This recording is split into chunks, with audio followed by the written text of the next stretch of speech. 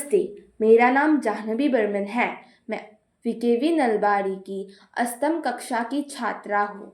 आज मैं एक कहानी प्रस्तुत करने जा रही हूँ। कहानी का शीर्षक है मिट्टी की सौगात। एक गांव था, नाम उदामपुर।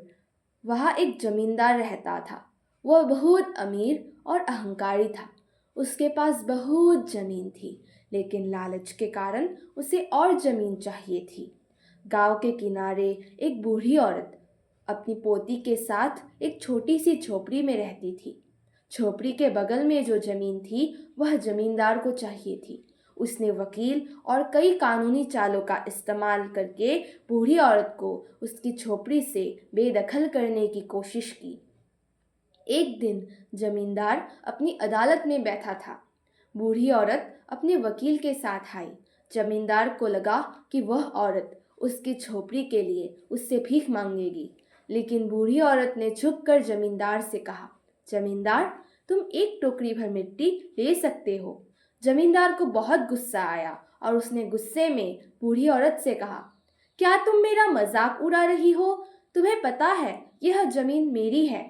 बूढ़ी औरत शांत रही और बोली, जमींदार, यह जमीन मेरे परिवार और मेरी झोपड़ी की है।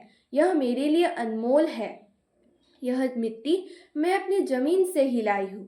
जमींदार ने बूढ़ी औरत की और जमीन के बदले मोती की सौगात देने की कोशिश की, लेकिन बूढ़ी औरत ने साफ इनकार करते हुए जमींदार से कहा, जमींदार, यह जमीन मेरी है। मुझे इसके बदले कोई सौगात नहीं चाहिए।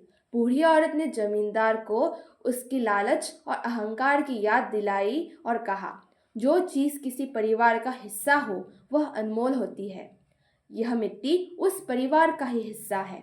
शायद लालच में तुम परिवार और प्यार दोनों को खो रहे हो।